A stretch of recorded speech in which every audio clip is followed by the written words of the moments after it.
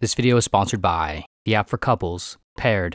Use my link in the description to get a 7-day free trial and 25% off Paired Premium. Who is leading everything here? Devas asked, their voice slightly garbled by the echo of the translator. It's a bit more complicated than that. We have different municipalities, provinces, countries, and organizations. Each has different roles, leaders, regulations, and jurisdictions. Is there someone specific you're interested in speaking with? Adam responded, Director of Global Affairs, United Nations Office of Intergovernmental Coordination. Yes, Devas answered. Who is the most successful individual on this planet? Adam thought for a moment. Several other UN agents sat quietly next to and behind him. Together, they all stared across a long table at Devas. Devas looked simultaneously alien and familiar, the makings of an almost human, forged by an alternate mold of evolution. I would say this individual right here, Adam said, turning toward a screen behind him that spanned the entire wall of the otherwise empty room. He pointed with the device in his hand, and a photo of a man appeared on the screen. We would like to meet them, Devas said. On what grounds? One of the other agents interjected with a jarring degree of aggression. As we've mentioned, we believe a collaborative relationship could be very fruitful for the both of us. The cosmos is a dark and violent place. We have found that it is far more prosperous to bring forth into it the light of mutual aid. We think and hope you'll agree. We want to speak with the individual who is most successful here, who exerts the most influence across your systems, to best understand who we are dealing with, who we would be dealing with. Several hours later, Devas was introduced to the individual from the photo on the screen.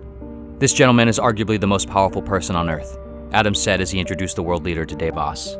I think you'll be able to handle and help with anything you're looking to do and understand here. Permission to conduct a brief resonance analysis? Devas asked. What does that mean? The world leader responded with intensity. Not to worry, it is a simple and painless analysis. No side effects. It is like a photograph or a brain scan, but it will analyze your entire body and mind, all the chemical compositions, structures, and interactions. For what? Why do you need that? The world leader asked, maintaining an intense tone that contrasted starkly against Devas's calm and steady disposition. If we're going to be collaborating on any endeavors, we'd like to understand the makeup and condition of the individual most representative of your species' success. The analysis will simply provide data related to dimensions like internal coherence, adaptability, and subjective experience. It is, we've found, the most reliable indicator of a mutually prosperous long-term relationship. The world leader looked with indecision at Adam and the other agents. They murmured amongst themselves for a moment. Then, Adam nodded affirmatively at the world leader. Okay, go ahead, the world leader said to Devas, his tone almost surrendering. Devas took out a small device, about the size of a pen. They pointed it lightly in the direction of the world leader. Several agents squared up their stances and grabbed at weapons by their waists. The world leader held out his hand toward them, eschewing their defensiveness. A moment passed as Devas, along with other members of the alien species who were waiting back in their ship in low Earth orbit, observed a sequencing of data that registered directly into their minds from the device. This is the most successful person on your planet, Devas said. I'm the leader of the free world, so yes, I'd say I'm pretty well up there. The world leader defensively interjected. Devas grumbled. Are there any other leaders I can meet as well? Why? The world leader asked. Adam stepped in, softly assuring the world leader with a touch on his shoulder. Sure, I can make a list of the most powerful and successful individuals for you, and we can arrange meetings as you see fit, Adam said. Over the following several days, Devas met with the world's most powerful political figures, handpicked by Adam. Devas ran the same analysis on all of them. The results were fairly consistent. Devas was then introduced to several of the world's wealthiest individuals, also handpicked by Adam. CEOs, founders, venture capitalists, and corporate board members. Is something wrong? Adam said, after noticing Devas visibly distraught while finishing their analysis of an individual with a net worth that exceeded the GDP of entire countries. Yes, Devas said. The most successful individuals on this planet appear deeply unwell. Based on our analysis, they possess, among many other concerns, clear indicators of isolation, vitriol, insensitivity, dissonance, and disagreeableness. Is there anyone that is perhaps more well-liked for some reason? Yes, actually, Adam replied confidently, realizing a dimension of success that he hadn't yet considered. We have people that are far more popular. We would like to meet them, Devas said. In the days that followed, Devas was introduced to the world's most famous individuals. Adam determined who he picked based off the number of followers and fans each had, which, for these individuals, spanned into the tens and hundreds of millions. Again, Devas ran their analysis. You understand what we are looking for, correct? Devos said to Adam after concluding another analysis on some celebrity. We're seeking the most successful individual. Everyone you are bringing us, their internal systems appear considerably destabilized. Emotional corrosion. They appear to have adapted to stress and misery as almost nutrients. How could these individuals be considered successful? I don't know, Adam said frustratedly. That's just how we are down here, I guess. We make personal sacrifices for the greater good. Most of these individuals show little to no sign of pure self-sacrifice.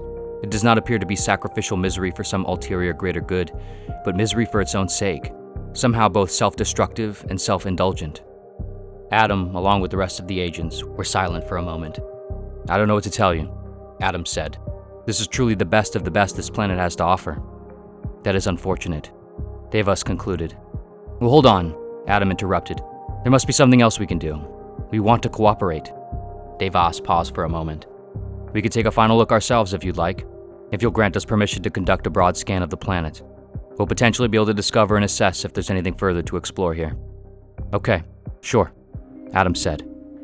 Devos returned to their ship, and over the following couple days, the aliens conducted broad metabolic resonance scans from low orbit, analyzing different regions of the world and searching for biochemical signatures associated with harmonious conscious experience. On the 6th day, they believed they found something, one particular individual of interest. Devos returned to Adam and the other agents to discuss their findings. Who is this person? Adam asked Devos. We don't know. That's what we'd like to find out. Devos shared with Adam the individual of interest geocoordinates and biometric data that they were able to scrape from their scans. Adam looked up the individual's information in the Global Citizens Index. A woman came up, Margaret Wren. She appeared to live on a quiet street in a small town in a modest country. Her? Adam asked with confusion. Why would you want to meet with her? She appears to be nobody. To us, Devos replied, she appears to potentially be the most successful person on your planet. Adam realized the true depth of disconnect between him and the aliens. Their notion of success was deeply foreign to him, as his was to them. He still didn't even properly realize what the aliens were looking for. Mental equilibrium, harmony with the environment, the ability to metabolize and express emotion, and the prioritization of physiological and psychological well-being for all. Later that day, Adam, a small group of agents, and Devos visited the woman. In her long gravel driveway, the agents loosely informed her about what was happening and requested her cooperation. Apprehensively, and in a state of a bit of shock, she agreed. Adam and the other agents gave the woman and Devos some space as Devos approached her. Hello, Devos said. Hi, she responded softly. Permission to run the analysis? Yes, granted, the woman said shakily, clearly nervous but trying to be official and cooperative. Devos ran the analysis. A moment passed as they observed the sequencing of data. Then, Devos looked more intently at the woman, moving slightly closer toward her, interested and confused. Who are you? Devos asked. My name is Margaret. No. Who are you? What do you do on this planet? Oh, I'm a baker. A baker? Yes. I make breads and pastries and desserts. Foods. Can you tell me more about you? Devos requested. Sure. I live here with my husband. Margaret turned around and pointed at a modest-sized, quaint-looking home. I bake, like I said. Besides that, I go for walks pretty regularly, around the countryside, through the valleys, and sometimes up into the mountains. I also like to paint and write. Sometimes I like to do nothing at all, sit and think, or sit and not think. My husband and I live a pretty simple life. It's a fairly quiet community around here, but we all try to work together to help wherever we can. Nothing remarkable by any means, but it's nice. I'm not really sure why you all are interested in me, if I'm being honest. I'm sure as hell not important or special, or particularly smart or very good at anything. Devos murmured. How do you feel? Do you feel good? Sometimes. Sometimes not so much. I try to be content with what we have and make the most of it. But I still often find myself sad. Lonely? How could one not? Maybe inaccessible is a better word. I know that life is often painful and full of mistakes and tragedies, and I don't pretend that's not the case. But I also know that life is beautiful, and I try to love it, truly love it, with all its flaws. That's what love and goodness is, I think. Irrational. It exists best without the desire for the object to do something for you, to be perfect or how you want it. You get nothing in return from life except the love you give it. Because I think what you give is what you experience. Are you good? Devas asked. Like a good person? Yes. I try to be, but I could be terrible sometimes. I know I have been. I've done people wrong. I've made selfish decisions. I've been corrupted by greed and pride. But I've also sought forgiveness. I've sought to forgive. I've sought to always try to remember that we have all found ourselves in ourselves, suddenly, out of nowhere, and all at once. And like all things, I know we're all a constant process of misunderstanding, failing, trying, and realigning. I don't know if that answers your question. There was a brief pause. What about you? Margaret asked. What about me? How do you feel? Are you good? Devas paused for a moment. This was the first time since making contact that they had been asked something like this with genuine sincerity. Margaret wasn't afraid, wasn't judging. She was interested and curious. Devas briefly told Margaret how they were, what it was like to be them. It all sounded deeply strange to Margaret, like Margaret sounded to Devas. And yet, in some sense, deep down, Margaret understood. She understood what it was like to be an experiencing thing in a strange place, trying, wanting, and living, while working to keep these very things from afflicting oneself. She understood what it was like to be, in every moment, working to resolve the contradiction of living and living well. Then, Devas said, "Will you lead the collaborative efforts between us and humanity? We would be honored to work with you. This role, we believe, will be recognized with great importance in cosmic history." Wow, I'm honored, Margaret said. But no thank you. There's no way I'm the right person to lead humanity. Devas looked back at Margaret. They understood now. It was time to leave.